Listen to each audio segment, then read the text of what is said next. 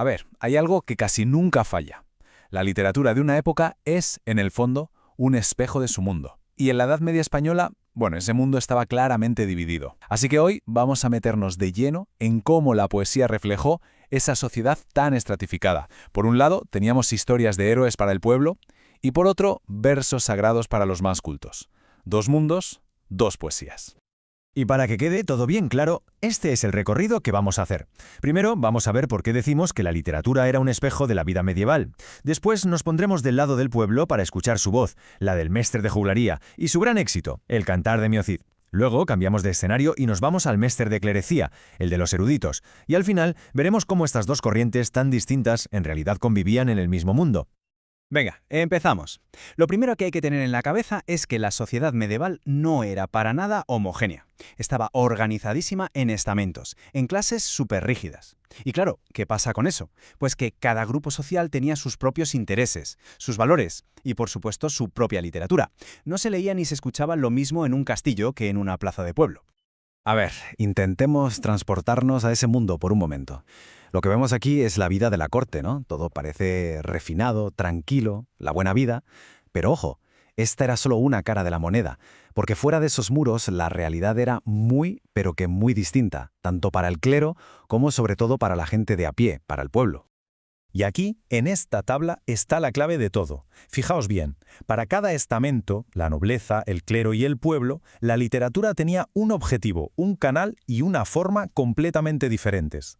Lo fundamental que hay que entender es que la poesía no era un arte universal y ya está. No, era una herramienta, un traje a medida para cada público. Podía servir para difundir unos valores, para enseñar doctrina o simplemente para pasar el rato.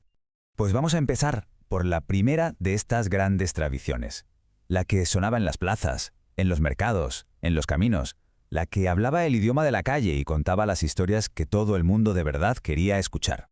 Exacto, hablamos del mestre de juglaría. El nombre ya lo dice casi todo, el oficio del juglar. ¿Y quién era este juglar? Pues imaginemos una mezcla, una especie de corresponsal de guerra, estrella de rock y telediario andante, todo en uno. Eran artistas que iban de pueblo en pueblo ganándose la vida recitando de memoria historias larguísimas de héroes, de batallas. Una pasada. Pero lo más interesante es que todas sus características tienen una razón de ser, y es que estaban pensadas para un público que, en su mayoría, no sabía leer. El objetivo era doble: entretener, por supuesto, pero también informar. Era como el noticiero épico de la época. ¿Cómo se transmitía? Pues de boca en boca, de memoria. Por eso los autores eran anónimos, la métrica era sencillita. Todo, absolutamente todo, estaba diseñado para que fuera fácil de recordar y de pillar al vuelo.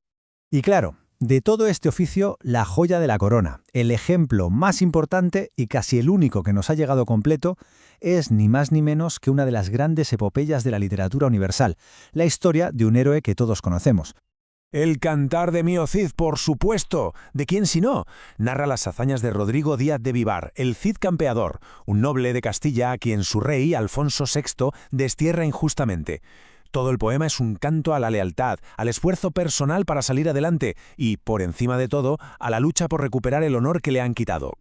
La historia es, vamos, el viaje del héroe de manual. Todo empieza fatal, con el destierro, la pérdida total del honor. A partir de ahí, remonta, conquista Valencia, se hace rico y poderoso y casa a sus hijas con unos nobles, los infantes de Carrión. Parece que todo va bien, ¿verdad? Pues no. Los yernos resultan ser unos cobardes, maltratan a sus hijas y las abandonan. Una deshonra terrible. Pero el Cid no se rinde, busca justicia, los vence y recupera su honor con creces. Y esto es lo más importante, la honra no era solo orgullo, era tu valor social, tu reputación, el de toda tu familia, era todo. Vale, dejemos ahora el ruido de las batallas, los aplausos de la gente en la plaza y vamos a entrar en un sitio mucho más silencioso, el monasterio. Porque mientras los juglares recorrían los caminos, entre los muros de las abadías, se estaba cociendo una poesía que no tenía nada que ver. Hablamos del mestre de clerecía, o sea, el oficio del clérigo. Y es que es justo el polo opuesto del de juglaría. Aquí el autor no es anónimo, que va, se sabe quién es, normalmente un clérigo culto como Gonzalo de Berceo, que es el primer poeta en lengua castellana de nombre conocido.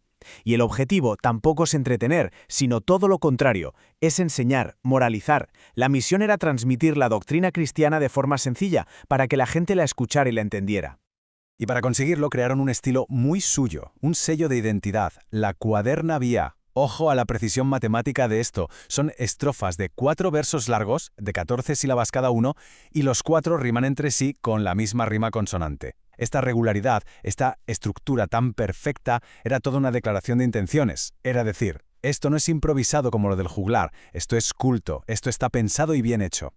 Y en esta tabla es que se ve el contraste de una forma brutal. Es el resumen perfecto. Por un lado, la juglaría, para entretener, oral, anónima, con versos irregulares. Y por el otro, la clerecía, para enseñar, escrita, con autor conocido y una métrica súper estricta. Insisto, no eran solo dos estilos poéticos, eran dos maneras totalmente opuestas de ver para qué servía la literatura, para qué servía la palabra. Pero y aquí viene lo más interesante de todo. Aunque parezcan el día y la noche, estas dos tradiciones no vivían en planetas diferentes, no se daban la espalda. Al contrario, las dos formaban parte del mismo paisaje cultural de la España de la Edad Media. Y esta es la idea con la que nos tenemos que quedar. El juglar, con su héroe a caballo, y el clérigo, con su vida de santo, en el fondo estaban haciendo lo mismo, cumplir una función social que era clave. Le estaban dando a la gente los modelos a seguir, los valores que los unían, el heroísmo por un lado y la fe por el otro. Eran ni más ni menos los dos pilares que sostenían su mundo. Y todo esto nos lleva a una última reflexión, ¿no? Aquella sociedad se definía a sí misma a través de las historias que contaba, las de los héroes y las de los santos. Ahora pensemos en hoy, en las series que vemos, las películas, los libros, las historias que nos contamos unos a otros. ¿Qué valores reflejan? ¿Qué tipo de personajes protagonizan esas historias? ¿Heroísmo o santidad? ¿Qué relatos elegimos contar nosotros hoy en día?